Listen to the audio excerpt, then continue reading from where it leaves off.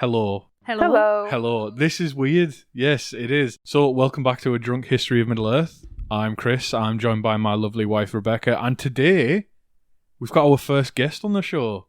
Yeah, we've got exciting. the lovely Aleks Pointyeared from the Fellowship of Readers. Aleks, do you want to say hello? Hello, I'm Aleks, and I am honored to be here. Thank you for having me. Yeah, it's crazy. It's been... it feels like it's been ages in the making, but it also feels like no time at all. Mm-hmm. So it was just kind of like, do you want to be on the podcast? I think we could talk about Fëanor. Right. It was just a mere blink in the eye of an elf anyway. Yeah, pretty much. So, for those of you who aren't familiar, you might have heard me refer to a book club where we work our way through certain Tolkien tomes. And we also talk about the legendarium, and we talk about the lore and the fandom and what have you. Now, Aleks is the one who actually started this. So, Aleks, do you want to tell the people a little bit about the Fellowship of Readers? Right, of course. Well, the Fellowship of the Readers is our amazing book club that we have where we read and talk about Tolkien together in a way as I always intended it to be, which is fun and just relaxed atmosphere. It all started as just one read-along. I started the server to read the Silmarillion with the people, and I never expected that it would actually still be going so strong over 1 year later, which makes me incredibly happy and honored that I can still be sharing my love for Tolkien with so many amazing people.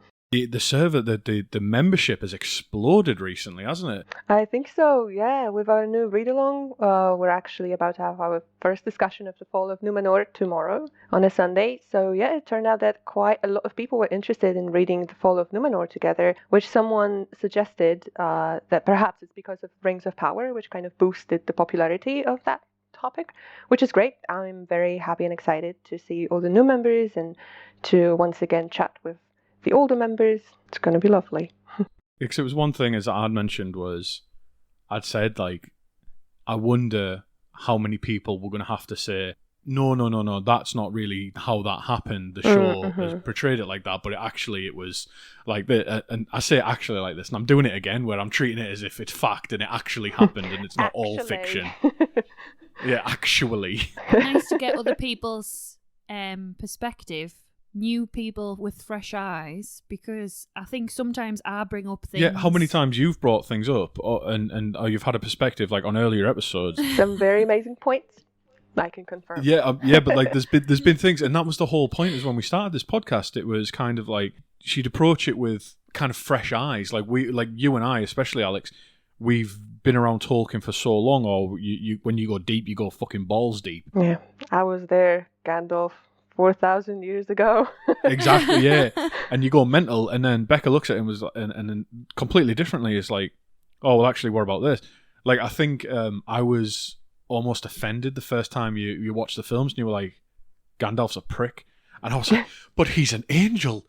He's a Maya. Like, he's an angelic being, an ancient primordial spirit. And she's like, nah, he's a...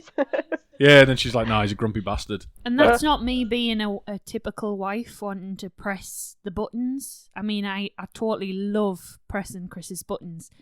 But it is definitely nice to rile you up about something you're very passionate about. But speaking of give you a different perspective. Yeah, no, speaking of riling up passionate people, today, if you haven't guessed from the episode title, we're going to talk about Fëanor. Yay! No.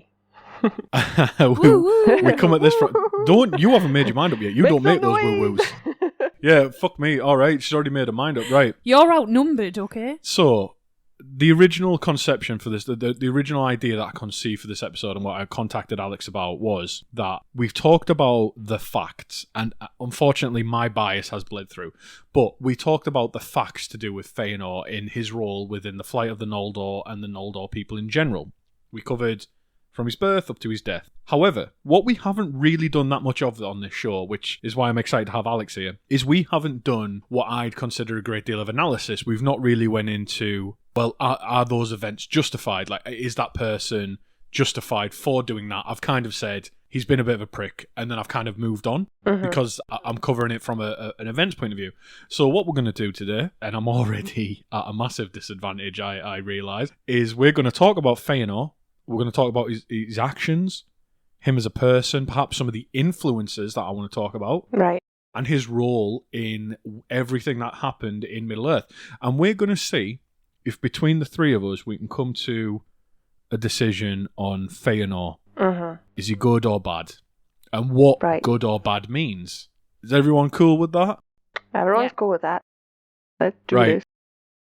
And Aleks, you're obviously, we don't roll like that, so you're not involved in our relationship, but don't take anything said to heart. It's probably... I won't. Thank you for the warning. There are things that get cut out in the edit that would break lesser relationships. Oh, goodness. Yeah, we bicker, but it's because we're both very passionate people. No, don't. That's what people on Jeremy Kyle used to say. Like, No. he beats me because he loves me. We're very Huh? Just like And- Fëanor. Well, just a Yeah. passionate guy. Yeah, indeed.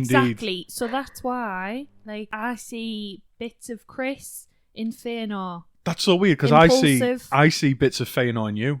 Right, okay. So that explains it. We're both very passionate people. Mm-hmm. And sometimes we don't agree on things, and that is absolutely fine because except you when- don't have to Yeah. agree on the same things in a marriage. You just scowl at each other across the room and say agree to disagree. Okay? Well, how do you and your husband handle things like that, Aleks? Like, what do you, when you argue? What's your conflict resolution? Oof, that's a good question. That's a whole different podcast. Well, Do you just go really quiet and be like, "Would you like a cup of tea?" And then just don't. No. I've not put anything in it. Mm-hmm. Well, I think I'm not trying to unleash my inner Fëanor whenever, there's an argument between us. We're just always trying to peacefully reach, an agreement, even if through disagreeing yeah. on something, I And think I that think happens in every marriage, That's really. the beauty.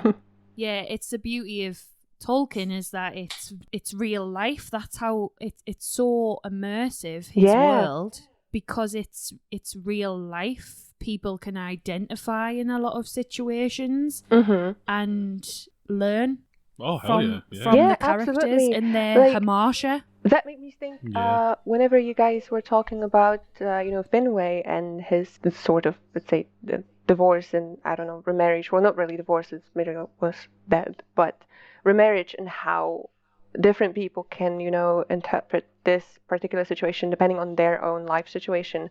Whether they are, they lost a spouse, or if they are, like, children of divorce. Like, I think everyone sort of brings their own package into reading Tolkien, and everyone can, find something really relatable and something that speaks to them. Crazy is, I've said this. I think I've mentioned this before when we've been talking. I look at Fëanor completely. I still think he's a wanker, but I look at him completely differently if I look at him as a child of a father. Mm-hmm. And I know people might listen and be like, "Well, Chris, everyone's a fucking child of a father, dickhead." But as a father, and I look at some of the things that happen to Fëanor, and one of them is actually a point I'm going to come on to in a bit when we start talking about it. I do look at it through the eyes of a parent would look at a child. Mm-hmm. It's so much easier to not to have pity, but to have empathy, is to understand. Mm-hmm. You shouldn't have did that, but I understand why you might have did that. Yeah. No, absolutely. There was actually a bit about it. Right. So, should we get into it? Should we talk a bit about Fëanor? Absolutely. Hell yeah. Right. So, just for anyone who... I was going to say anyone who's got this far. We're only about fucking 10 minutes in. You better have got this far, you ADHD fucks. Right. So, for anyone listening, right, we talked a little bit about the book club. We're going to talk more about that at the end. We're going to tell you about how you can find us, how you can come and join us. Also, going to talk a little bit more about the Tolkien fandom towards the end, because there's things I want to ask Aleks about that, because she wasn't joking when she said she was there 3,000 years ago. I was. Aleks has been around I for a am the while ancient in the one. Tolkien fandom. I've seen things. She was one of the people left alive from the Heaven's Gates cult, and they were like, "You need to tell our story." So that's what the people from Tumblr did. Before they all committed suicide, they said to Aleks, "We're going to let you go so you can tell people on Discord what Tumblr was like." Yeah. And that's how she survived the Tumblr exodus. And then we're going to wrap it up at the end, right? Rebecca, Can you tell me and Alex about Fëanor, please? As if we've never heard of him before. Yeah. Oh no. Who is this guy? Sounds So- crazy. Yeah, a tad crazy, but goes straight for his cause. He's very passionate. He knows exactly what he wants, and that is what every woman wants to have in a man. Okay? Except Nerdanil. Yeah, except his wife. So, Fëanor made the Silmarils. Yeah. From the light of the trees. He captured the light of the trees, yeah. Yeah. Fëanor, one of the sons of Fëanor. Oh, Finarfin's his brother. Finwë. Finwë. They're all Finns. Yeah. Don't worry if you don't get that, because as a novice, I still am trying to remember. No points taken for not getting the Finns. All the Finns All are the Finns. involved. Yeah. So, he is the first son by a marriage, and his father. So during his birth, his mother dies because he takes most of her spirit energy. She dies during childbirth, and her husband. So she goes off. Her husband is then left behind, and he remarries. Yes. And he has a lot of lovely children. Let's not, beat around the bush. Lovely children. He fucks. And then I'm trying to be polite, okay? We've got a guest on. So then he has that resentment of the other children of this new marriage. He's incredibly skilled. He's a great craftsman. And he goes on to make the Silmarils. Yeah. As I said, they capture the light of the trees and the energy and the power that they hold. He also, I'm very slow right now because I'm trying to go back. You're doing really well. To capture it. You're doing okay? really well. You captured you the are. essence of it. So, he is misled by what right now he's Melkor. Yeah. Oh my god. Yeah. But he becomes Morgoth. Just ignore my face. Okay. Yeah. Okay. So you guys can't see the face, but Chris winces as I say something. No, you're doing wrong. you're doing fantastic. Keep going. Okay, so Melkor has corrupted him. He's whispered in his ear, done all the bad things, and said, the Valar are against you. They're trying to manipulate you, take away your power, and all the great things that you've done. And you need to be fearful of them and use that fear to rebel against them. And Fëanor's like, okay, this makes sense to me. I feel like Fëanor right now in our society because everything's crazy. So it makes sense at this point, and Fëanor wants to rise against the Valar, and the Valar want... So there's a point where the trees die, is it? Yeah. And the light... Morgoth and Ungoliant attack the trees, yeah, lick them. And the Valar request the Silmarils... To break them, yeah. Because the only way that they can bring them back and to repair the trees is to use their own magic and their own source to bring them back. Yeah? Yeah, no. And he says no, because he has already been infiltrated by Melkor, had all those vicious, poisonous whisperings, and he's like, no, I don't trust you. You're going to use these against me. Yeah? Yeah, kind of. I just want to quickly interject. That might be partly because of Morgoth, but Fëanor, he is very protective yeah. over this, with a greedy love of the Silmarils. So he's like, no, hell no. Let's just rush this part.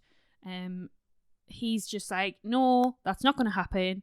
I'm going to bring my whole posse to this. I'm going to do a great ass speech.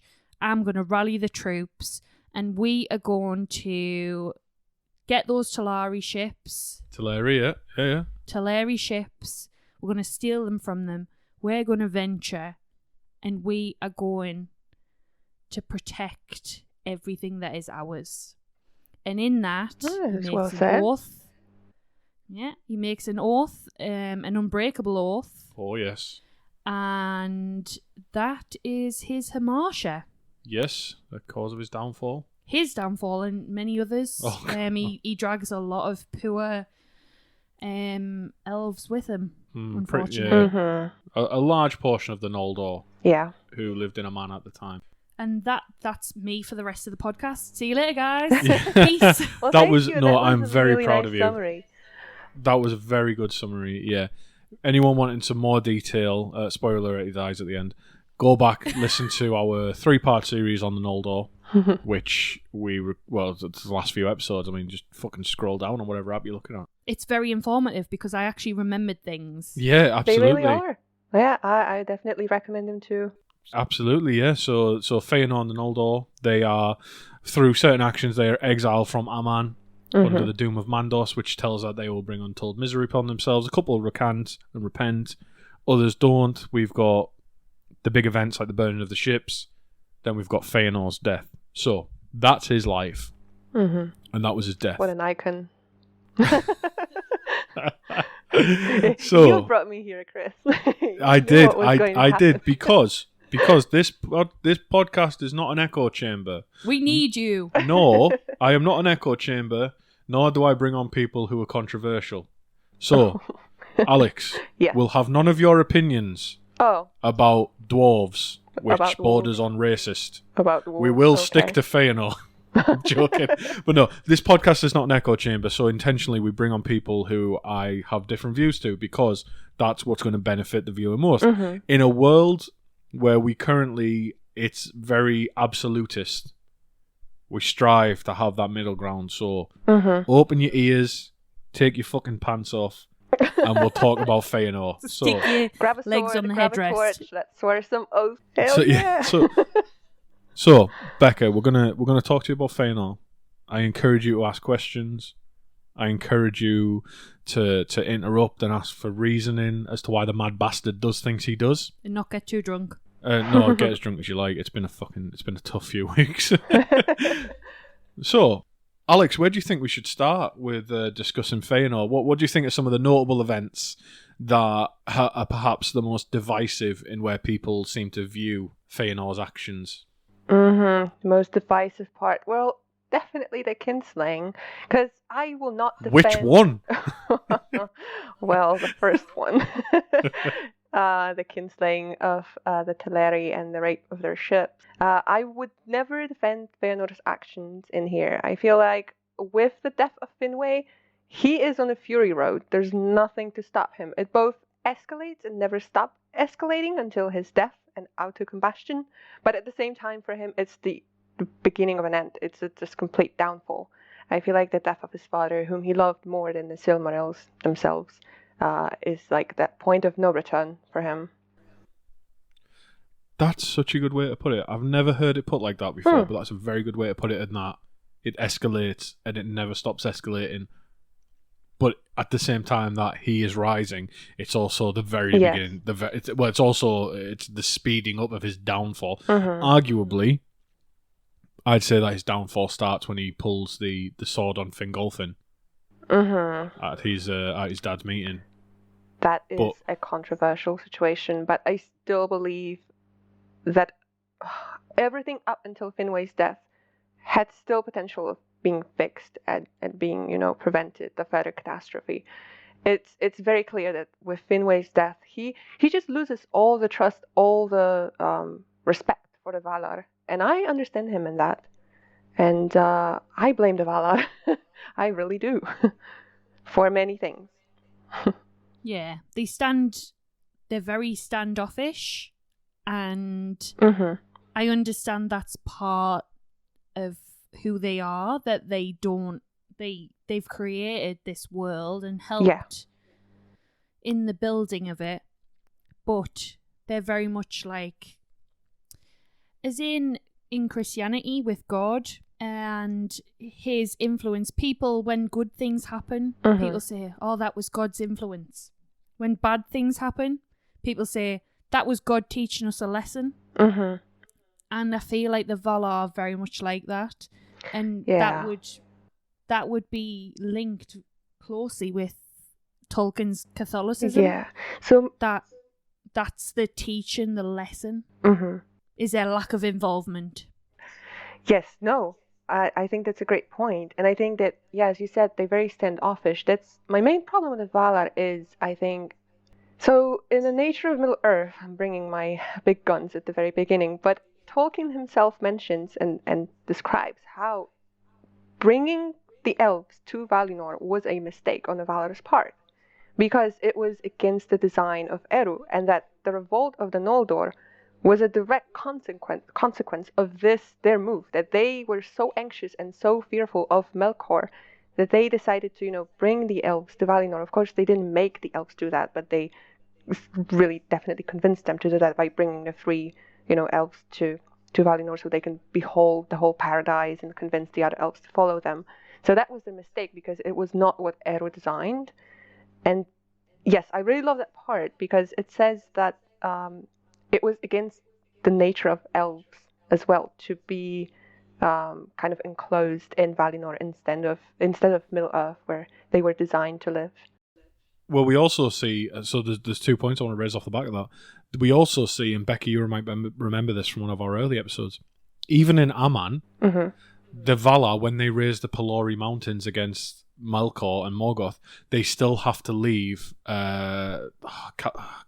It's called the Gap. It's got a name. It's called like Kalinar or Kalsinar or something like that. But they've still got to leave a gap before even the Vanyar and the Noldor who are left still have to breathe the air of the outside world.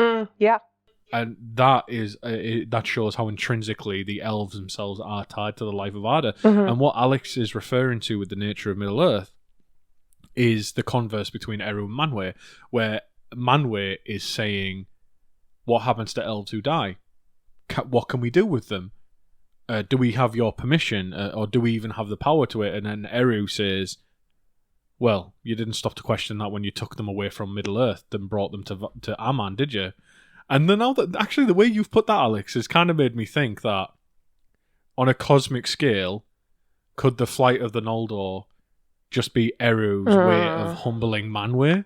Because Manwë was very grieved by Fëanor's loss and Fëanor's fall. So it said that Manwë, I don't know if exactly it says that he weeps, but he bows his head in sorrow because Fëanor says, and again, go back to our Noldor episodes, Fëanor says when Manwë's messenger goes to him just before they all leave Tirion and what have you, Manwë's messenger says, like, don't go, blah, blah, blah.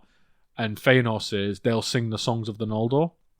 Then when that's reported back to Manwë, Manwë bows his head in sorrow as if he's communing with Eru and then says, so be it, but these songs will be dearly bought.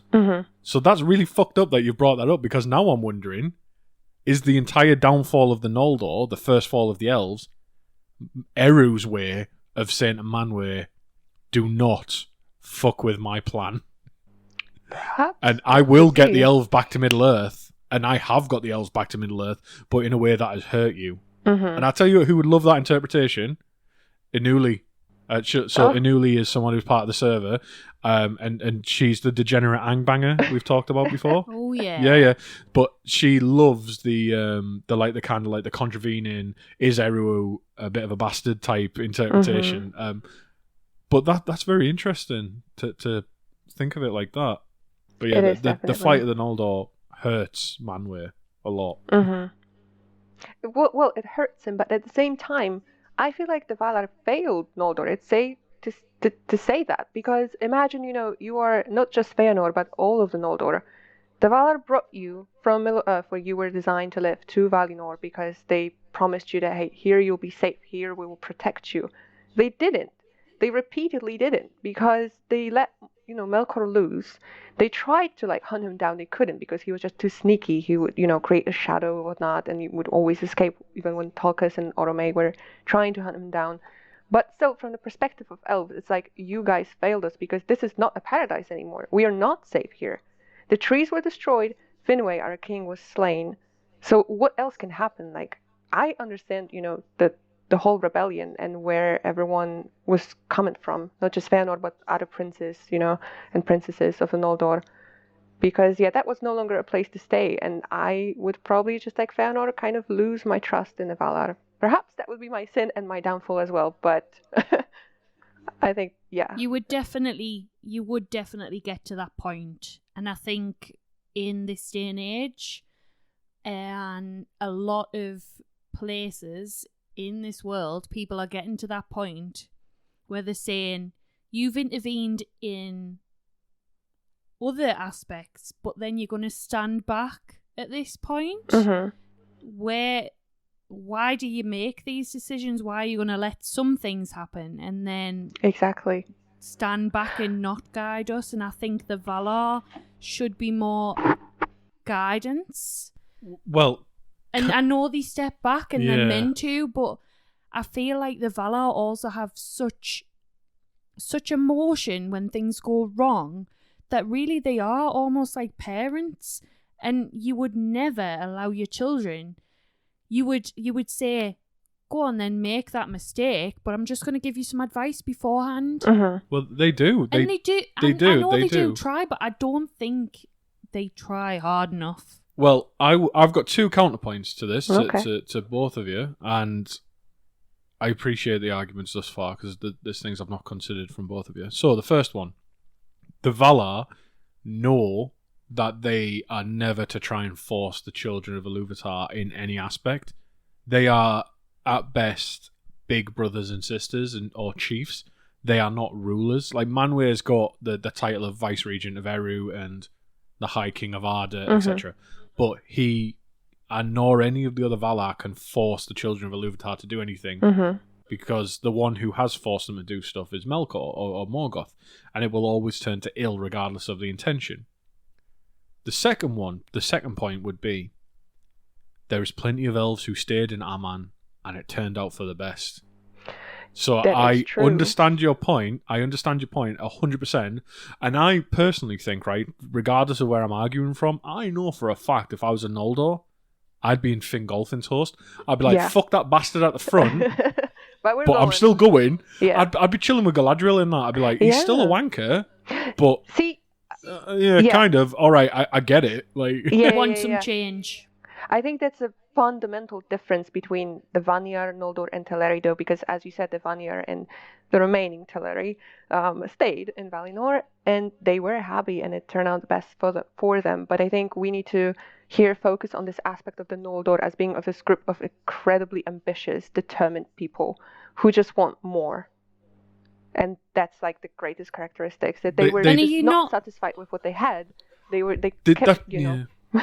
And do you know what the thing is as well, right? Let's not do it for too long, but let's look at Galadriel. She yearned for the wide open lands of Middle-earth, and looking at it from the fact that Eru said you shouldn't have brought them to, you brought them to Aman, and you probably shouldn't have done that. Yeah. Then they yearn naturally to go back and see and rule over the wide open lands. Naturally, because it's against their nature to be in Valinor. Yeah. That is what Tolkien says in the nature of Middle-earth. So it's, it's just a fact. And just to aid this point as well, right? Relatively speaking, Aman is a fairly narrow continent.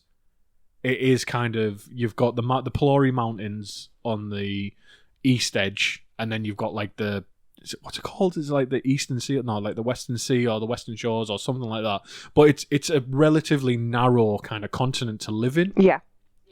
So I could understand that they look at over to let's say Lamoth or the Firth of Drengrist. Drengrist? The Firth of Fuck, I'm too drunk. What's it called? Drengrist? What's it called? Fuck, what's it called where Fëanor lands? The Firth of Drengist? Oh goodness. Drengrist? Anyway, that place exactly all right the way to like all the way to even then you've got like after that what have you got? You got like Ered Luin. That separates Beleriand from like Eriador. Yeah. Then after that, you've got all the way to Mirkwood, the Sea of Rhûn, eventually back to Cuivain. And I can imagine for someone who comes from like a narrow land, like, fuck, that's so big. I'm just going to say this. So much girth. I'm going to be controversial. Go on. I just feel like the the ones that were left behind that are the ones that, keep going. They're the ones that survive and thrive. I feel like those are the ones that you don't really want to be continuing on the race because they're the ones who settle.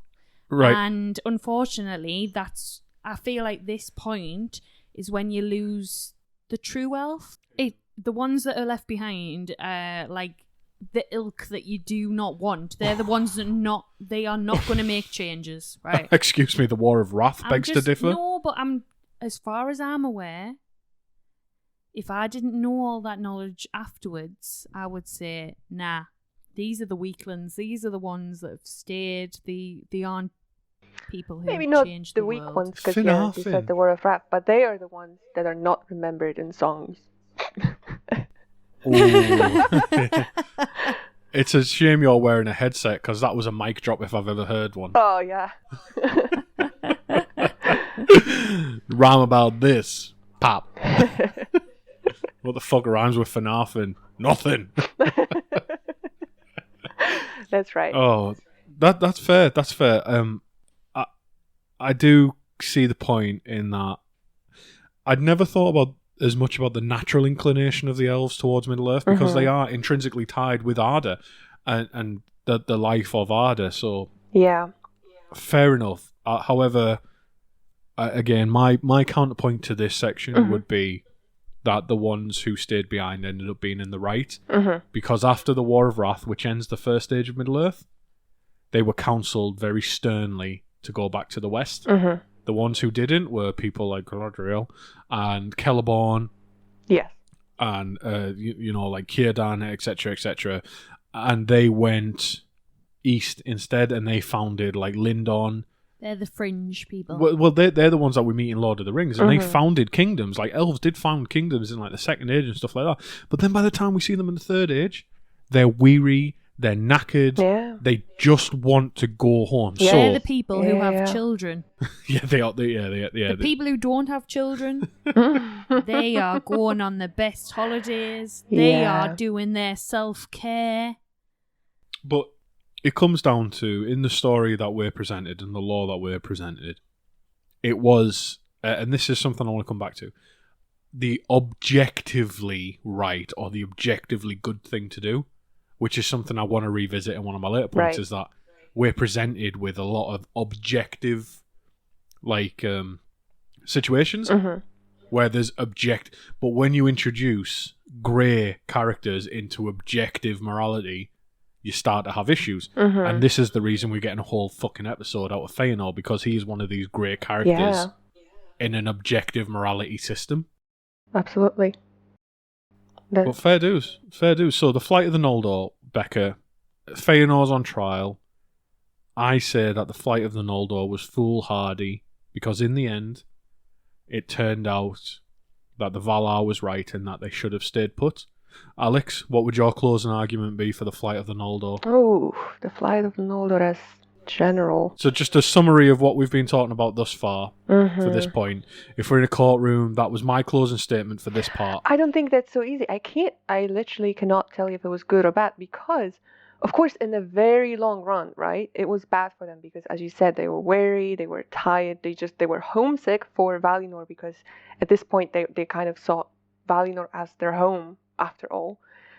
However, if they had not gone to Middle-earth, I feel like Morgoth would just, have a complete party in there. Like, all, the kingdoms of the Sindar, of the Avari, of the Atani as well, the men, they would just keep falling one by one. We wouldn't have Arendil, so who would, would the Valar intervene? Would they do anything? So that's a difficult question. I feel like I can't decide if it was bad or good in general. It's definitely easier to go back to the case of Fëanor, his specific case, if we want to, put him on trial. Yeah, fair enough. So the kinslaying then. The first kinslaying at Alqualondë. To recap the events, Fëanor went to his pal Olwe, said, "Get some ships and some sailors. We're leaving, fam." Olwe said, "No." Fëanor said, "Oh, so that means you're not my friend then?" Always said, "No, I'm still your friend. It's just a dumb fucking thing to do." Mm-hmm. Fëanor walked off grumbling until enough of his army got there that they tried to take the ships by force. Mm-hmm. The Teleri tried to stop them under Olwe. They were some Noldor were thrown into the harbour. Mm-hmm. Eventually, weapons were drawn: stones and bows by the Teleri, swords and other sharp things by the Noldor. Mm-hmm. Blood was spilled. The Noldor would have lost had not. Yeah. Who was it who came up? Fingon. Was it Fingon? It was Fingon. Was it Fingon? Yeah. Fingon Leading the vanguard of Fingolfin's forces, came up, thought that, oh my god, Fëanor was right, the Valar are trying to stop us. Look, they're attacking him. And that Have you was seen that enough meme with, I think it's Danny DeVito, with like, I just started blasting. I No, love but that I meme can imagine it in terms perfectly. of Fingon, because he just arrives, at Alcolonde, Yeah. complete chaos, people fighting, killing each other, and he just, I just started blasting. Yeah, it's just sad, but we can make jokes about it. Oh god. And so it ends with a lot of the greatest sailors in Arda being killed, and the Teleri the Noldor make off with the Teleri ships of the Golden Jet swan ships. Mm-hmm. So Aleks, in light of all that, and they lose a lot of these boats because they can't fucking sail them. They've got to stick to coastal waters without Osse, the Maiar, getting involved. The Maiar have the coastal waters, and then eventually the doom of Mandos is proclaimed. The prophecy, you're going to hurt for this. And then Fëanor takes the ships, gets to the other side with all of his loyal people, and then burns them so that nobody could use them. So let's take that whole event, Painful. taking the ships all the way to burning the ships. Mm-hmm. Would you care to explain, Aleks? Would you care to explain yourself? Oh, I see how it is. All right, as I said, let me be clear. I love Fëanor as a character. I think he's one of Tolkien's absolutely best characters. I will not defend his actions, especially kinslaying and, of course, burning of the ships, because it's just awful. It's tragic. It's unnecessary. When it comes to kinslaying, he is, as I said, on his Fury Road, right? Like, road of no return. He has no other option, really, because he cannot go back to Valinor. He just, at this point, he will do absolutely anything. So he does this terrible, terrible, unforgivable deed. To me, honestly, the burning of the ships is even worse, because that is such a spiteful act that makes no sense to anyone. So as I said, he's during his downfall at this point. I feel like he's really starting to just lose any logic, any sense to it all. He's only focused on his goal, getting to Morgoth and kicking his ass, and none of it really matters anymore. Yeah. So, but at the same time, he is a great fictional character. I feel like all of that, all of the things that lead him, the greatest of the Noldor, to that very point. This is what fascinates me so much, just to examine like what all those different factors that led him to that point. Well, it's like we've discussed before in various different places, that we talk about good and bad, and then there's that quote that it might be Oscar Wilde, it might be just some random bastard who fucking slapped the meme together, who said, "Don't worry about good and bad, worry about charming and tedious." Oh, I remember that. Yes. And on that scale, Fëanor 100% is like, he's more charming. He's not tedious. I was waiting by any what means. you were going to say. Yes, I agree. He's No. at all. No, I 100% agree that. I in fact, you know what? I'd go so far as to say that without Fëanor because of the catalyst, he is the catalyst for most things happening in the First Age. I don't think there could be a legendarian without Fëanor. I think you'd get to the Valaquenta, and then it just kind of peter off. Exactly. Yes, I like the way you call him catalyst. He's just the spark that everything begins with that. He's a tragic hero. Sort of. Is he a hero? I think he's a hero. I really do. I like how Why? Just a couple of days ago, I think in our book club, someone mentioned, that how Morgoth, I think it was Kat actually, that Morgoth, had the potential to just be better than Manwë because he was the mightiest of the Valar. He was the most powerful of them all. He had the potential to, be an unstoppable force for good. Yeah. And it was a nice parallel sort of to Fëanor because he was the greatest of the Eldar. It was actually Aule who called him that. But yeah, all those circumstances, like, the very fact that, as we said, Noldor are in Valinor against sort of their nature. Then we, of course, have Finwë remarrying. Then we have the Thorn versus discourse. It's a perfect storm. Yes, all of those. I also love that about Fëanor, that to just see how many different factors led to his downfall, to all of that potential that he could possibly have turning into evil deeds. So I totally identify with Fëanor. I really do. In terms of he is in that perfect storm.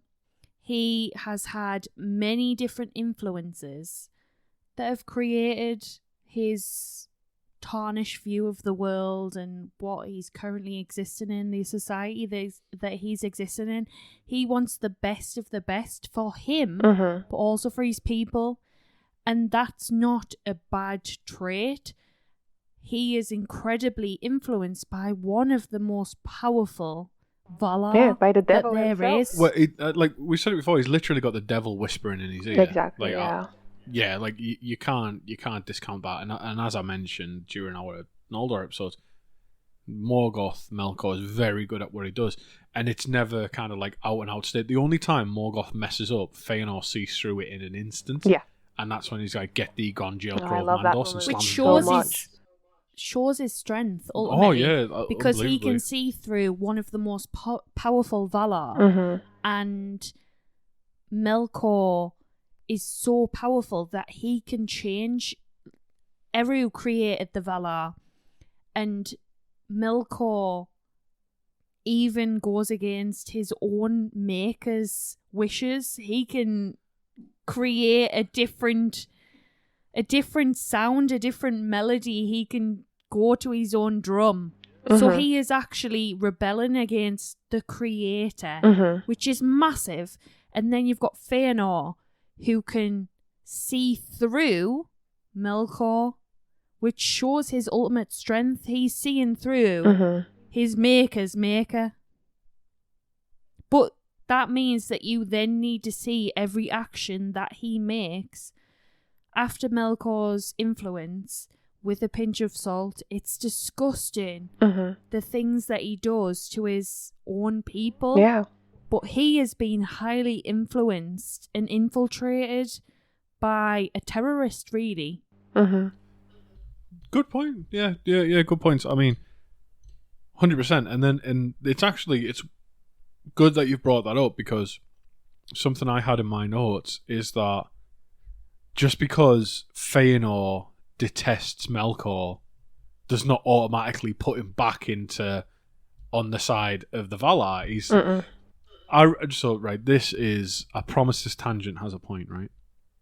When I was 16-year-old fuck off. When I was a 16-year-old wee lad, right, and I was at college and I did sociology, and I remember being taught about all the different ideologies you have, and there's like there's some people who see the world in this way, and there's some people who see the world like through like a gay lens, some people see the world through a black lens, and then there's some people who are revolutionaries who they don't care what the system is or what the game is that is being played, they just want to flip the fucking board. And Fëanor seems to strike me as one of these people. He's like, I will tell Morgoth to get gone from my, but I'll also rebel against the Valar. Like he's a board flipper. Yeah, at this point he saw, I think, the Valar as the same as Melkor. He was like, you guys, he put them all together in a bag. He didn't trust any of them.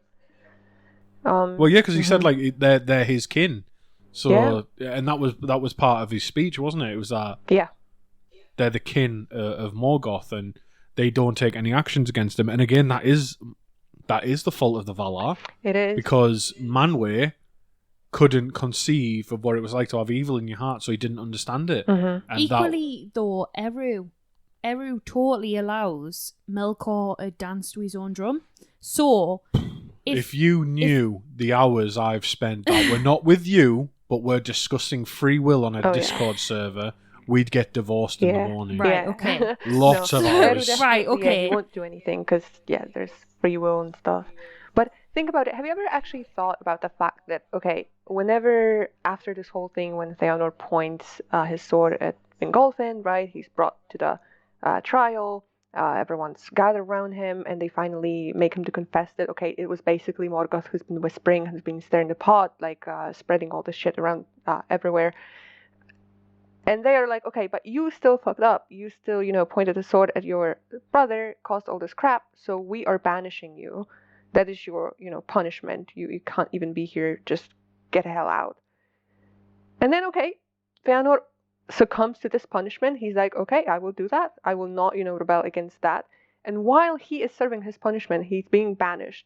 Freaking Melkor shows up at his door. So to me, it's like, what the hell, right? I'm being punished. I am serving my punishment, and you guys are not even capable enough to, hunt down one of your own.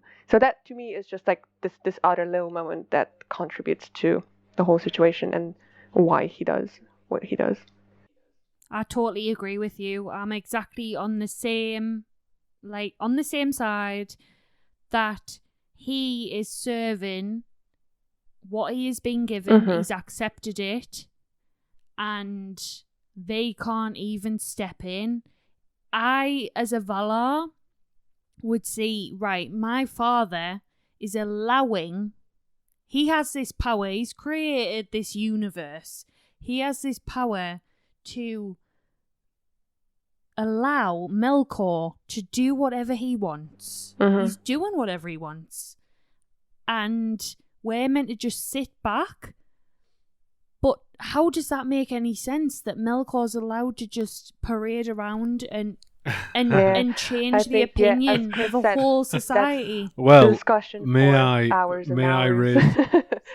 Yes, there has been, and in fact, I still talk to Amanda, and we still are carrying on this conversation So how about, to this day. is Morgoth like within Eru's plan and stuff like So, that? Yeah. Rebecca, I will. Okay, we'll just skip. No. We'll skip I'll no. We'll bring it to an end because that could and would be its whole, and it's my. If I was autistic, your great plan. If I was autistic, it would be what's called my special interest. Is that free will in Middle Earth? But what do you mean if you were autistic? I'm not. Fuck off. Right. If you, spicy man. Jesus Christ. You sound like Jen. Shut up. Right, get back on track. In that, if it's something that has been grappled with for a long time about Morgoth being allowed to do what he does, I would refer you back to the real world, quote unquote, real world, Epicurean paradox. Mm-hmm. If God is good, then why does he allow evil to take place? And that is something that is grappled with even within Tolkien. We're told that Eru is, well, actually, I don't know if we're ever told out and out that Eru is a good god, but we're told that he is the creator. We know that Manwë is objectively good. We know the Aratar, the most powerful of the Valar, are objectively good. We know Morgoth is objectively evil, but then why is Morgoth allowing Arda to be marred, and then why is Sauron allowed to do blah, blah, blah? So, let's draw a line under that one because we've got a few subjects to cover, and I've never been in this position before where I'm enjoying it too much, and it would be to the detriment of the recording if we just devolved into, well, if he can do this, well, then why this? So we need to organise like a catch-up powwow after this recording. It'd be a fucking conference and it'd last weeks. Can you imagine? Yeah, absolutely. Right. Just with 3 people. Oh, so actually, here's just a little quick one I want to throw out. I was reading the Silmarillion the other day, and just casually, conversation in the world start with that sentence. Well, it was actually. Do you know when you asked the question about whether Morgoth was explicitly stated to be the first of the Ainur, which I couldn't find the answer to. It doesn't say that he was. You'd assume he was, but it doesn't explicitly state he was the firstborn. Mm-hmm. But I came across a passage that Fëanor, the first gems Fëanor made were colourless until they were set under starlight. Mm-hmm. where they blazed with silver and blue light. Is that not the colour of the trees? No, it's that. Silver and... No, well, Telperion and Laurelin are silver and gold. Okay. But my question would be then, these colourless gems that when exposed, then when they were exposed to starlight became silver and blue, Yeah. I see where you're going. do we reckon there's any chance these could have been, that one of these could have been the Arkenstone? Ooh. An early creation. An early creation of Fëanor that doesn't have quite the same hold of a Silmaril, but is still enough to drive dwarves mad with greed. Perhaps. Do we think we might have a new fan theory out there? Surely that the Arkenstone. I'm not sure how dwarf fans would feel about that. I mean, you're one of them. I'm a huge dwarf fan. However, you're a dwarf fan, so how do you feel? Oh, hang on, no. I will say this though. It is stated that all Noldor became pupils of Aule. Mm-hmm. So that Arkenstone would be a creation one step removed from Aule. It could be any of the gems that Fëanor made, because we know. So Becca, Fëanor was a master craftsman. And he made stuff, and he was a pupil under Matan, who was his wife's dad. However, and this is something I want to ask you actually, Alex. Mm-hmm. In the text, it says that Fëanor was a pupil of Matan, Nerdanel's father, mm-hmm. and that he ruled the day he taught Fëanor all of the stuff he could. However, it is also said that the Noldor became pupils of Aule. So, my question then would be, do we think that all Noldor could go to Aule whenever they wanted, and he taught them, or did they have to complete an apprenticeship under another Noldor before they were allowed to train with Aule directly, so that he wasn't like wasting his time with them? I think that would make more sense. I don't know what the daily life, of Vala would look like. Like, would Aule just hang around his workshop all day, being like, "Yeah, walking hours, everyone, come in," or? Well, we know No way. we know No way. well, in the famous chapter that we all love to quote about, like, nevertheless they will need wood. Yeah. As Yavanna and him are having that conversation, you love that one. As Yavanna and him are having that conversation, he is pouring molten metal into a mold. Ah, right. So he's a busy guy. He's just doing shit. Doing shit, yeah. No, he's not just doing shit. He is a busy guy. You're a popular guy. And you need to have people that filter through all the crap before it gets to you. Yeah, exactly. So that would make sense that he teaches like one or two he teaches one or two Noldor to do like to be like the big teacher, son Matan, right? I'm the filterer of crap, right? Yeah. In my job, I am the filterer of crap. Yeah, exactly. So Matan would be like everyone would learn under Matan, but once you'd learned everything you could from Matan, you could then go and learn with Aule. Yeah, I suppose. And it's never really explicitly stated, as far as I could tell, that Fëanor specifically trained with Aule, but all the Noldor are described as pupils of Aule. Mm-hmm. So, what do we reckon? I would say probably that, yes, the second version that you proposed, that not just everyone, walking hours, welcome, I will teach you. You would probably, I believe that, he would pick, a handful of pupils, very gifted, hardworking, like Matan, Fëanor, teach them, and then, yes, he would be happy with them spreading his knowledge to the crowd. That's how I see it. I would say the same. Yeah. It's because it's just that the Silmarils were an exceptional creation. Mm-hmm. And if Matan could have taught him that, why hadn't Matan made it? But then I suppose that's tautological, because like you could just ask that about anything. Like, well, if you could, why didn't you? Mm-hmm. And it's just not really a fair answer, is it? At the end, I think it's the Fëanor has that revolutionary side to him, and with revolutionists, they have boundless and endless creativity, and they have no limits. Mm-hmm. You've got to be that type of person to create something that is unbelievable, unimaginable. I think no one think else apart from Fëanor, that might be a bold statement, but there's no one else who could have possibly made Silmarils.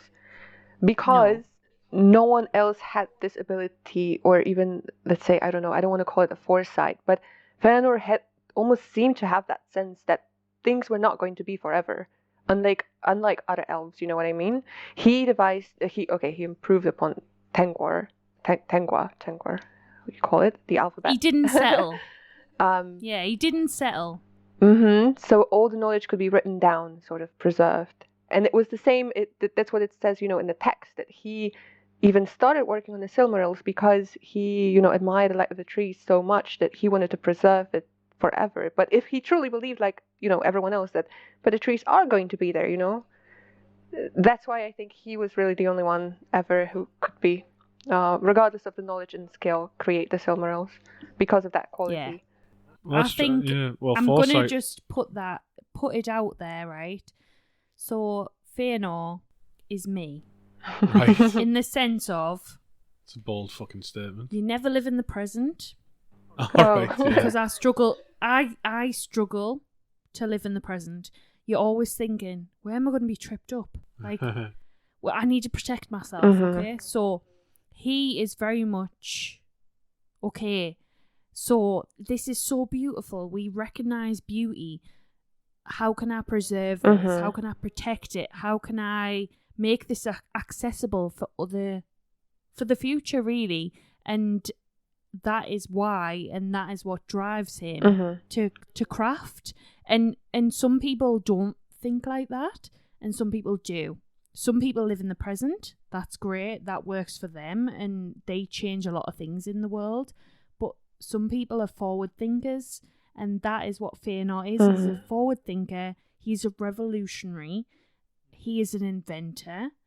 There's a lot of great things that come from that type of personality. And there's also very negative things in terms of the burning of the ships. And, you are very revolutionary, Chris.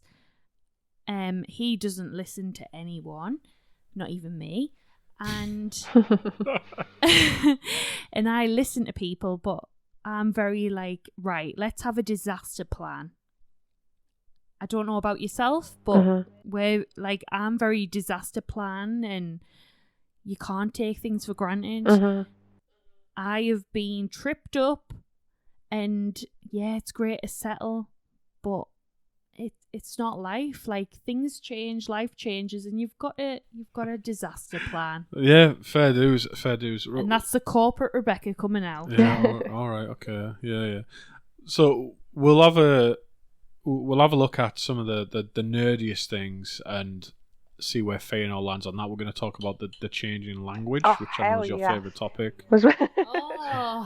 Well, I'll just sit out on this. We've done some preparation for this one, I know. We've been reading the scriptures.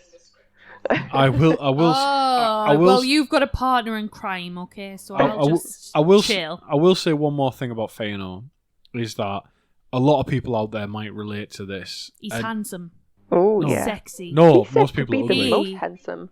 That is what. Yes, he's a game changer. Yeah. I would totally. F him. Right, okay. He is you, really. The Smith calendar. I was thinking about the sexy shirtless Smith. Oh, gosh. Honestly, a Smith, I used to play WoW, and... You just love blacksmithing, yeah. I love, I'm the little dwarf. Like, I would totally find all the gems and sell them to a Smith. And watch him sweat away. Right, just stop. No, go on. Stop. Becca, go on. I'm gonna isolate. Sorry. Yeah, I'm gonna isolate these audio clips and sell them. I'm just gonna. Right, just stop. So, this part that I found about Fëanor in the Shibboleth of Fëanor, which is part of the Peoples of Middle Earth, which is volume 12. Volume 12 of the Volume 12 of the Peoples of Middle Earth, the History of Middle Earth, sorry. And it said that Fëanor was restless of mind and body and often started projects and never finished them. I'm super guilty of that, but that's not by any means a unique trait. And I can't help but think that is just a direct nod to Tolkien himself. Oh, With the amount yeah, of things that he is a good started point. and never finished. Mm-hmm. Is that like restless of body and spirit? Mm-hmm. That's got to be Tolkien for, yeah. It might be. Yeah, no, that's a good point. And an example here was an unfinished essay, which nevertheless we're going to draw heavily from now, which, as mentioned, is called The Shibboleth of Fëanor, and that name was given by Christopher Tolkien. It was never actually titled by Tollers himself, by Jonald. Dirt. And Aleks, would you like me to give an overview of The Shibboleth of Fëanor and the shift in language, or would you like to do it? Oh, you can go ahead. I'm easy. So, the whole essay concerns the shift in the Quenya language from the letter thorn, which is, it's this one here. It's the th sound is a thorn, which is, it's like a P if the P was moved to the middle of the line instead of at the if the circle on a P was moved to the middle of the line. Yep. Is the very thorn much. symbol. And you went from that to S. So from th to s.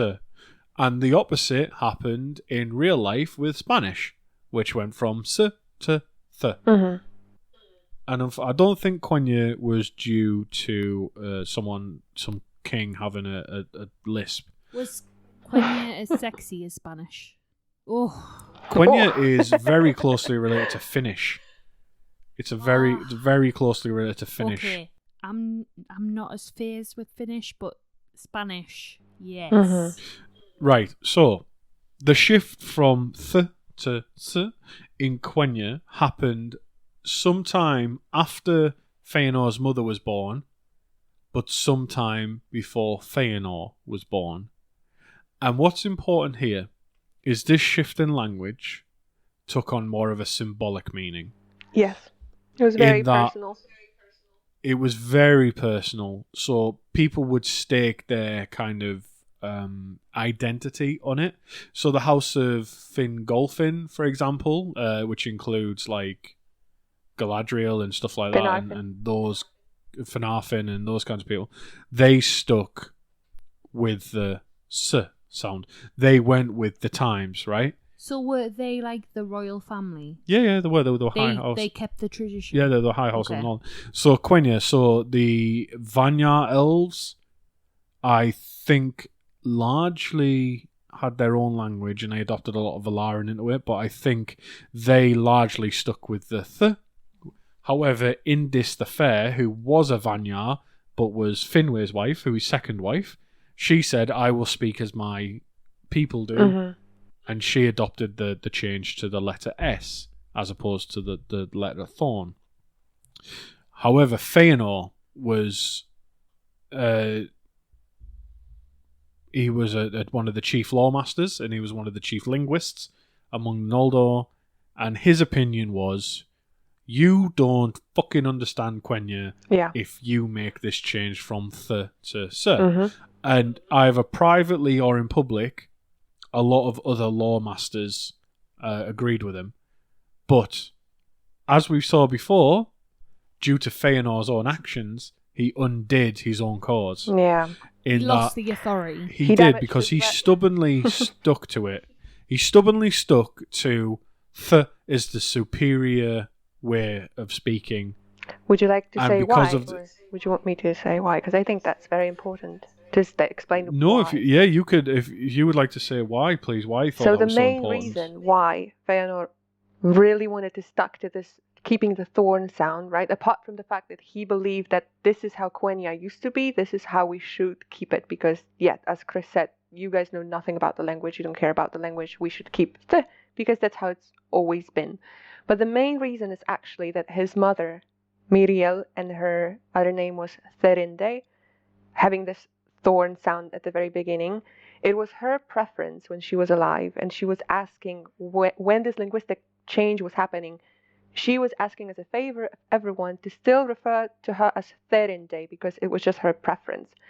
So Fëanor, he loved his mother dearly. That's also very like moving for me because he never really knew his mother, and there's still this incredibly deep connection that he has with her. So he knew about it, obviously, and to honor her, to honor his dead mother, he also wanted to stick to this thorn sound, to the point where Chris just mentioned that Finway's second wife, Indies, right? She decided that no, I will be speaking with an S sound because that is how the Noldor speak, and I married into the Noldor, so that is how I will speak. And she had no other agenda behind it. However, Fëanor saw it as her sign of dishonoring his dead mother, Miriel. He took it very personally. In fact, there's this quote, if I may. I have my book right here, which describes that very personal view he had about that. Right, so right after Indies rejects the sound thorn, it says, so it came about that to Fëanor the rejection of Thorn became a symbol of the rejection of Miriel and of himself, her son, as the chief of the Noldor next to Finwë. Yeah. That's I totally, as a mother, I identify with that, but also just as a human being. I think that is absolutely beautiful. Mm-hmm. He's honouring his mother, and yeah, like you said, he didn't physically know his mother, but there was this connection. He still right? wanted to, Mm-hmm. yeah, and that's totally. Once you're a mother, when that baby is a tiny little poppy seed, you totally you identify. I don't know whether other mums will identify who love Lord of the Rings, but our child,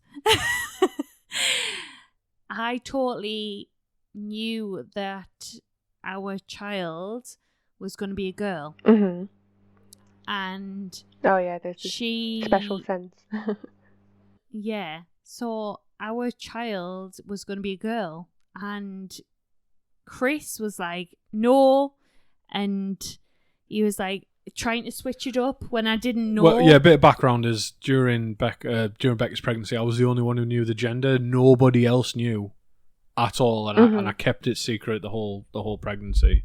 So through the whole pregnancy, Chris only knew. I was he switched it up. I was like the total romantic. I wanted to know from Chris when she was born. I was like, I want Chris to tell me what our child is, okay? And you totally feel the connection. You really do. And you have that connection, whether you are going to be attached to that parent, whether you're a ghost or not. Yeah. Parent disappears, and you totally you do have that connection. So I understand that, and it's so beautiful, that honouring his mother. I think that is such a beautiful thing. Working within funeral care, like that really is so respectful. His mum has left him, but he is honouring her views and values and her traditions, and he's trying to carry that through. Yeah. And I totally understand that passion, and that really builds my case to absolutely adoring Fëanor. So as you said, as I said actually, that if only, because what you said at that point, the honouring of his mother, it is a very nice picture of Fëanor as a son, right? But then, unfortunately, he goes on to go in his head and go absolutely mad about that linguistic change, and about why some people, switch to S, because he starts just, as I said, getting in his head. He sees it as yet another, ploy against him. People plotting, people trying to, push him far away from Finwë in favor of his other sons, and so on. Which also brings some funny bits, honestly, because I don't know if you remember from Shibboleth, Chris, it made me laugh when, there was this bit about Sons of Fingolfin, probably playing, on a playground with Sons of Fëanor, and then Sons of Fëanor going, and Daddy, why are they speaking S, and we're speaking Fin? They're laughing at us, that we're having a lisp, right? And then Fëanor goes, take no heed, we speak as is right, and as King Finwë himself did before he was led astray. We are his heirs by right, and the elder house. Let them see if they can speak no better. So what's funny about that is I had the exact quote. I was ready to take over after you.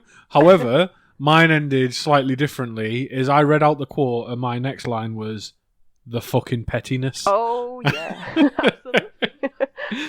But yeah, like so. Just to drive it home, Becca, Fëanor got to the point where he thought the Valar themselves were doing this as a way to like oust him from his position.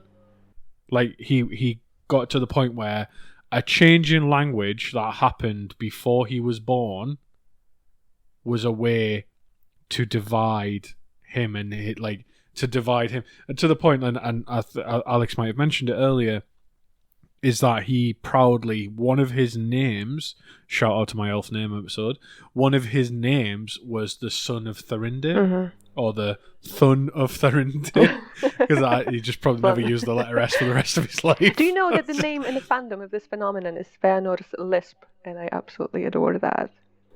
Is that what that is? I've heard reference to it before, and I was just like, oh, is there like a fan film where he's got a lisp and everyone's just like taking the piss out of him? And I thought, that's shit that I'm not going to comment on. Yeah, but speaking of pettiness, you gotta give it to Fëanor. He was not the only petty one, because we then have a paragraph about Galadriel and how petty she was about that change. Oh, I think she was even But more is that petty not than part Fëanor. of... yeah, she did not. Sorry, go on, say what you Is said, that and then I'm not going to talk part about of Galadriel. grief? Like, he's still dealing with grief? Because even though he didn't know his mum, that is part... He's still going to go through the grief cycle, so he is still grieving. Right. And hold that thought, because we're going to talk about Galadriel, right? Okay. But then I'm going to come back to this grief bit, because I think, and oh my god, I can't believe I'm saying this. As a parent, I want to talk about this, and I hate when people are like, oh, as a parent, and then talk about something completely fucking unqualified to talk about. Right. Like, as a parent, I think traffic light systems should be designed. No, as a parent, there is something I want to talk about with Fëanor's grief and to do with Miriel. But with Galadriel, you're right. Oh no, not you're right. Sorry. What we were saying about Galadriel, she does not really like Fëanor. Oh no, not really. They were unfriends forever. Unfriends, specifically. Yes. This is new to me. Okay. So, Galadriel, for those who aren't familiar, or you might have just seen The Rings of Power and you think that she's like this fucking John Wick figure. Galadriel is described as the greatest of all Noldor, except Fëanor. However, the long years gave her wisdom far beyond anything, and the wisdom took her away from... She morphed from Morfydd Clark into Kate Blanchett. Somehow. She went into a chrysalis and emerged as Kate Blanchett. But, no. So Galadriel's described as the greatest of all Noldor, in that her wisdom and what have it. And she saw the darkness in Fëanor, but the limit was that she couldn't see the darkness that was in the rest of the Noldor, including her. And Galadriel was one of the ones who didn't go back west at the end of the First Age when she was told to, and her redeeming moment comes many thousands of years later in 3019 of the Third Age, when she passes the test to resist the ring and is able to go home and go west. And I'm trying to keep this as brief as I can, as really brief as I can, but she thought he was a wanker. 3 times she refused Fëanor to give him a bit of her hair, because her hair is the most precious. Precious thing. Because she was descended from the Vanyaran, the Noldor. Her hair caught the light of the trees. Fëanor wanted to make jewels out of it. She said, "No, fuck off, creep." And then Gimli asked very nicely, and she gave it. And it was like a whole thing. He got 3. Yeah, it was a whole thing. But anyway, the whole point of that, Galadriel thought Fëanor was a wanker, and she's smart, so we should probably listen to her. Let's go with that. And then the Thorn and S situation come about. And and Galadriel and all of that, they were like, S till we die, baby. S. No, it's painful. Why it's so petty, as we mentioned earlier, because it is actually said that the House of Finarfin, so Galadriel's father, they were actually using Thorn for different reasons than Fëanor, because Fëanor married Arwen, who was one of the Teleri, and the Teleri were using Thorn.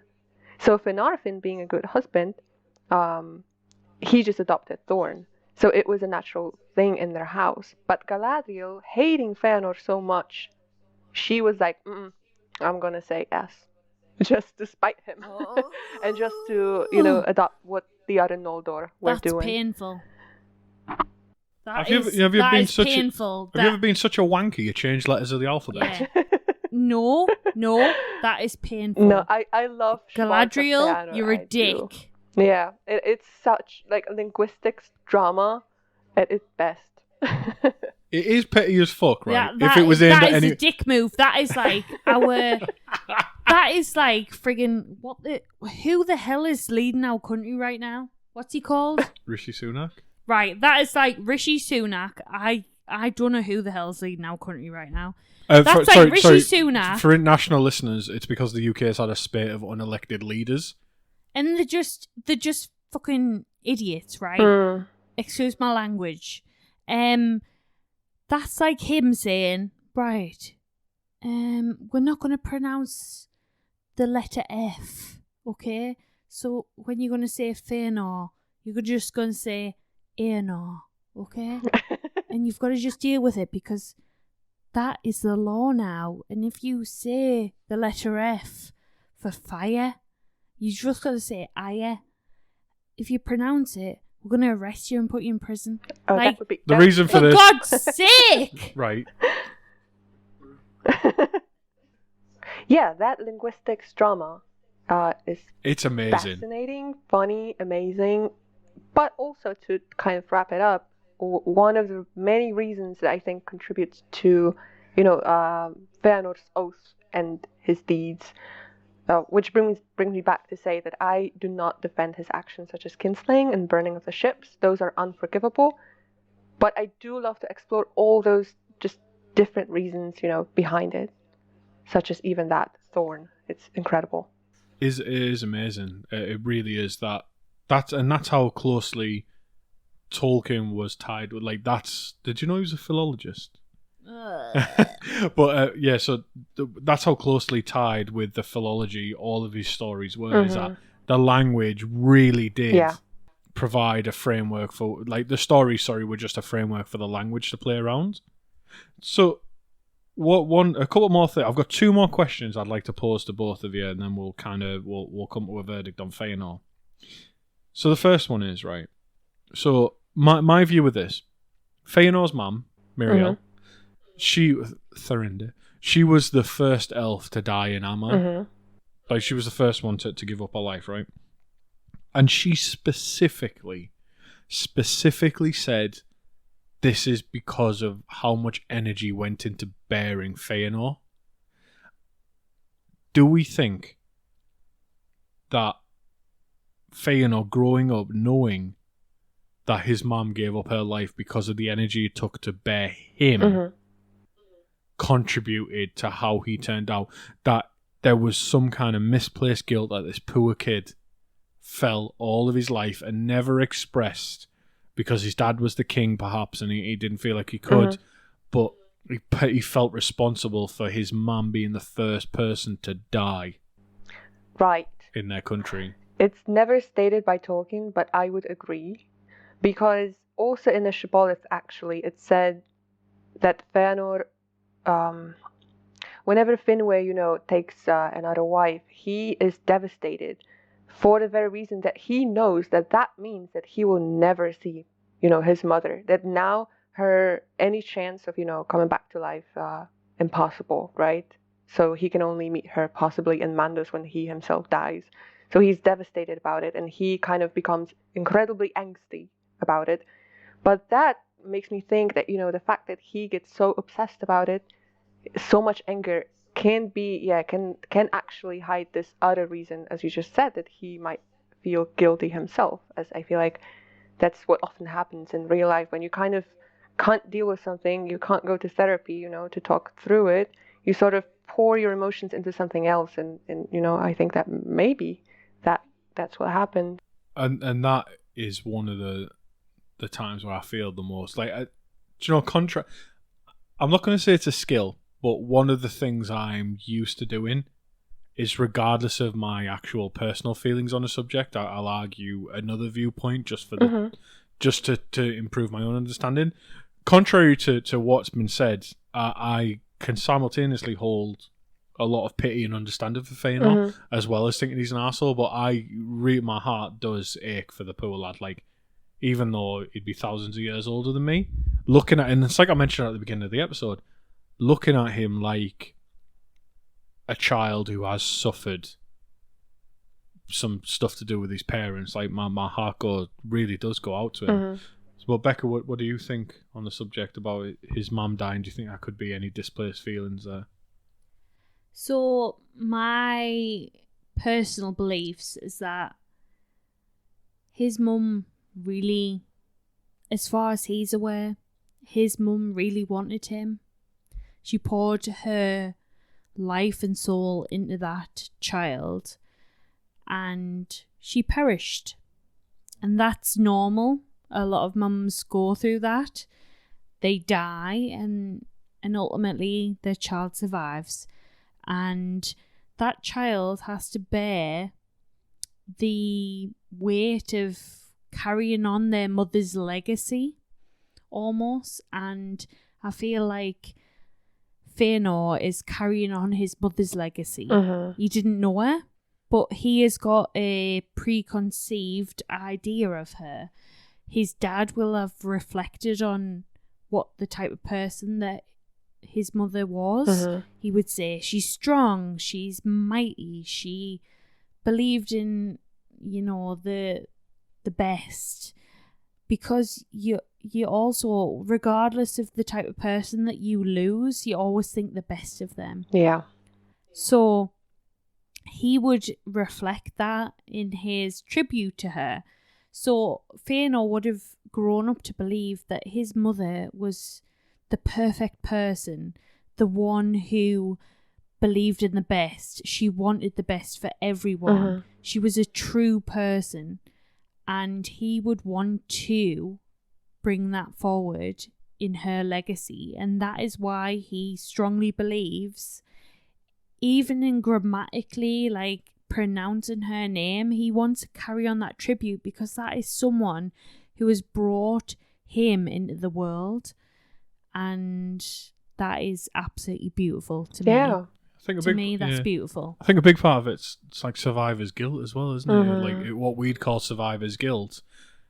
She sacrificed herself for her child, and ultimately, as a mom, you've carried that child for 9. Elves carry him for a long time. Okay, so they've carried that child for a long time. They identify with that child. They know how that child feels. They would sacrifice anything for their child to survive over them. So, and I would sacrifice myself over my child, even though we had the discussion of, would you save the child over me? And honestly, you choose the child. You really do. Yeah, I mean, and yeah, it's kind of the same as that. Like, she specifically said, Muriel said, like, all the energy that would have went into bearing fucking several kids went into him. And then, and we've discussed before, Fëanor absolutely flexed She by poured her entire cruelty, soul into her malice, that and her child. will to dominate all life. Yeah, and that Oh is wait, what... wrong person. Sorry, wrong forging. But that is what made him the Right. beautiful person that he became, and the powerful person that he became, because he had someone's life poured into him. Yeah. Her life was diminished. It was poured into him. Well, his name literally means like spirit of fire, but no, thank you. So, I've got two quite quick questions here. Right. First one, and everyone can answer this one. Right. First one. Let's have a look at Aule the Valar. He's got 3 pupils who've turned to the dark side. Uh-oh. Sauron. Yep. Saruman. Fëanor. What do we reckon? Is it something to do with Don't Owley? take more Should he people's look at his Owley. hiring policy? I don't think it says necessarily that Owley is a bad, teacher.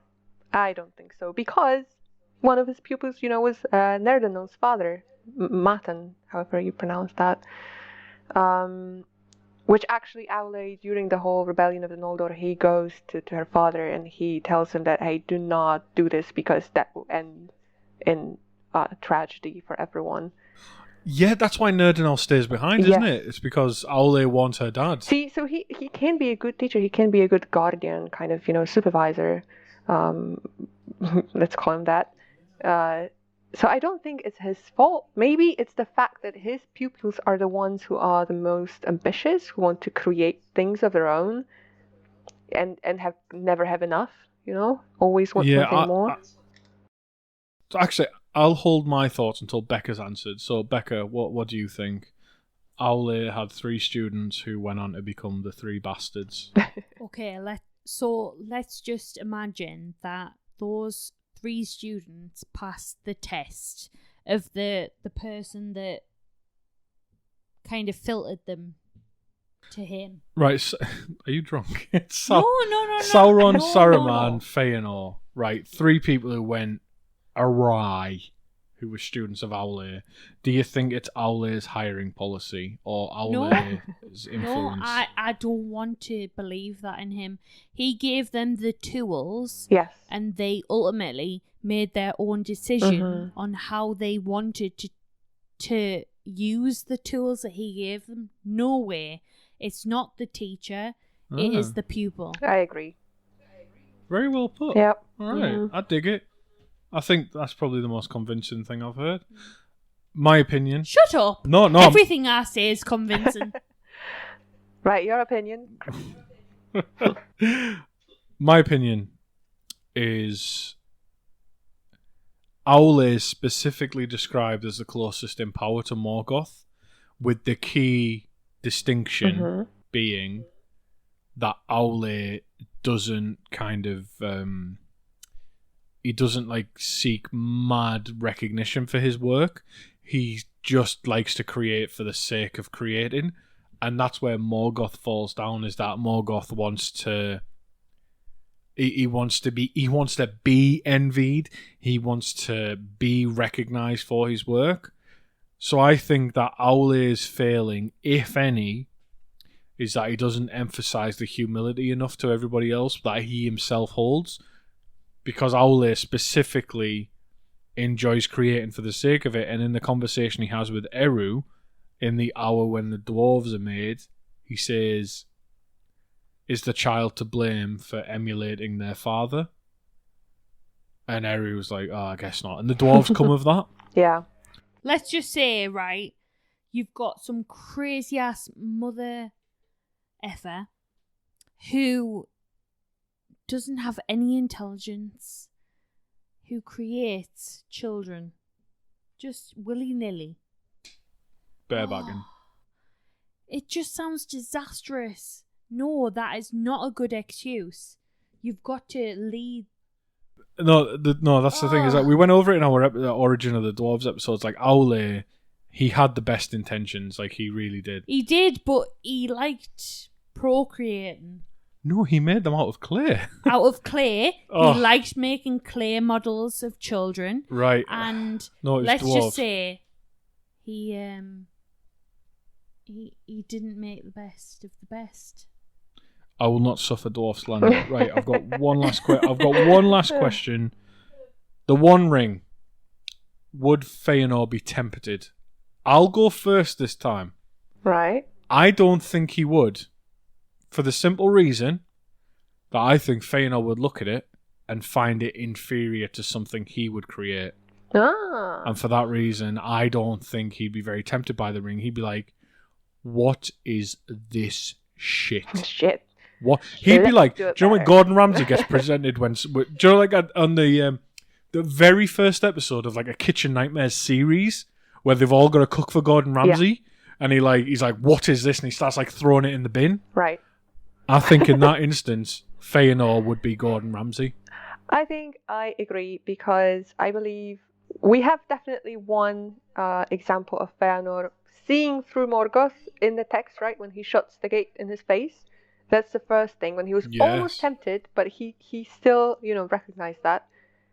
And the second example, I would say, which is kind of between the pages that we talked about it in the book club, whenever Fëanor dies, he goes straight to Mundus, right? He technically has an ability to refuse the summon of Mundus if he has some, unresolved stuff going on, anger, jealousy, rage, everything that he does, right? All the collection. He still goes straight to Mundus, and we talked about it with Chris, that he would never, he had enough knowledge and wisdom, he would never expose his Fëa to Morgoth like that, because he would be aware that Morgoth could use it against him. So he just recognizes that, I'm done, goodbye. So that's why I think, because of those two examples, that yes, I agree with you, Chris, that he still would see, against this temptation of the power that he craves, but still he would be able to resist it. What about you? What do you think? I would mirror the same thing entirely, that he would be able to create something magnificent because he is such a smith. He can create. No. Why are you laughing? No, I'll tell you. Finish your thought. Why are you laughing? Well, no, finish your thought and then I'll tell you. I've just had a really funny scene in my head. Right. So, he can create anything that, honestly, if you have that vision, you have that drive, and once you have the skills to project that drive into something that you want to create, and you're at the peak of your creation, you can make whatever the hell you want to make. Yeah, absolutely. And I feel like he is at the point, he is at the peak. Yeah. He has made the Silmarils. He can make whatever the hell he wants to make. Yeah. He is the ultimate creator. And Eru is the person that controls the whole world. But Fëanor is the ultimate creator. He is the one that can create whatever the hell he wants to do, because he has the drive, he has the vision, he plans, he is the overthinker, right? And the overthinker is ultimately, sometimes it doesn't work, but the overthinker sometimes is the best person you need, and he will create the best of the best. And I think I totally believe in Fëanor. Sorry, Sauron. You're just not having your hot girl summer. This just...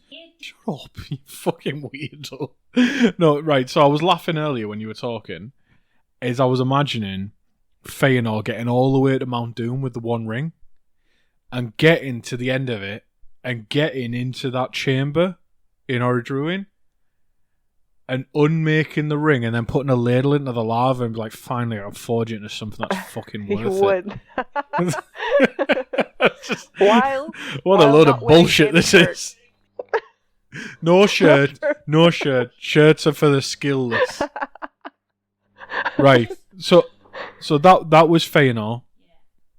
One word answer I want from everyone. No. No, you can't have a one-word answer. You cannot, right. That's the thing. You can't. Give me... You've got strong women on this. I want a one-sentence summary on where you currently stand on Fëanor after this conversation. Rebecca, go. One sentence.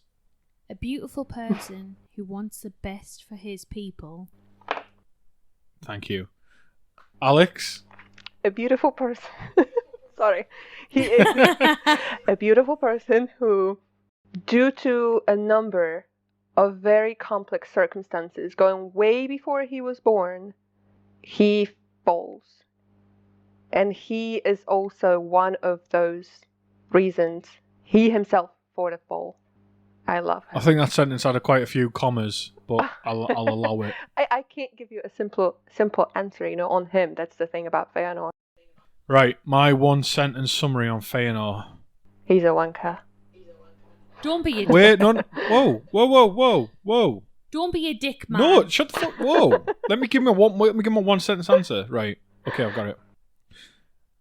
A proper twat, but I get it. Ah, good one. So that was Fëanor. That was it. So before we wrap up, Aleks, we're currently reading the Fall of Numenor, which I'll happily admit, the Second Age of Middle-earth is actually my weakest point in the lore. I know relatively little compared to the First Age and all of the things prior. Probably my strongest suit. The Third Age comes in a distant second, but the Second Age is actually the area I know the least about. So I'm very excited about this, and I've been racing through the book. Right. So, Aleks, if someone wanted to join in the book club, what would you expect from them? What are we up to, and how can they reach us? They can reach us through a number of ways at this point. They can go to my Instagram, which is Pointyeared. I have a link in my bio and link in my stories. They can reach out to you, Chris. You have an ability to generate an invite link. So basically, come to any of us. We'll give you a link, and you are more than welcome. In our book club, you can expect, of course, read-alongs, but you do not have to take part in them. We have a number of channels where we chat about all things Tolkien, and not only Tolkien, because we've become such a tight community that now we just want to chat about our daily lives, our pets, nature, languages, all sorts of things, which is very beautiful. You can also expect some other events that I definitely do want to come back to. One specific event that we have, which is multilingual reading of Tolkien passages, because I think that's like where the heart of our book club lies, really. That's how it all began, to celebrate, the number of cultures, number of countries and languages that we have in our community. I think that's what Tolkien would have wanted if I maybe, if I dare say so, to just celebrate those languages that we have.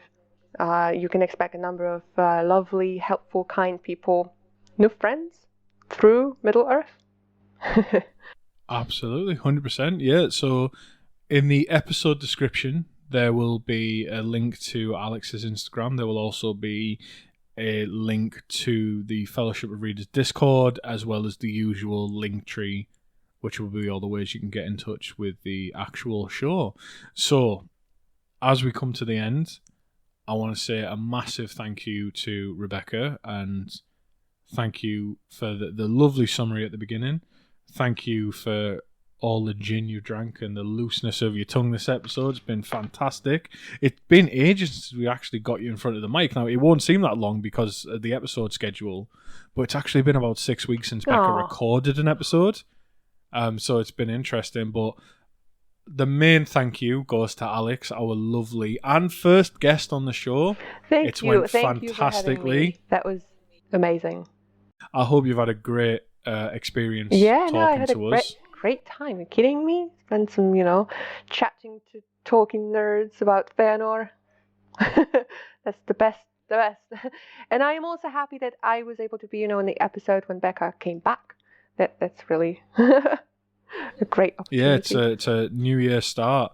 But no, thank you so much for coming. So, as we come at the end of the episode, look out in the next couple of weeks after you hear this. We're going to cover some commerce in Middle-earth, like how were things paid for. Ridiculously mundane, as I've mentioned before. Even the elves grew crops, which I was very disappointed about. Then we're going to look at the origins of humans at some point. Going to do a couple of drunk talk episodes sprinkled here and there when the schedule allows. And who knows, maybe we'll get some more guests on in future. But yeah, that's it from me today. So thank you for listening. Come and support us however you can.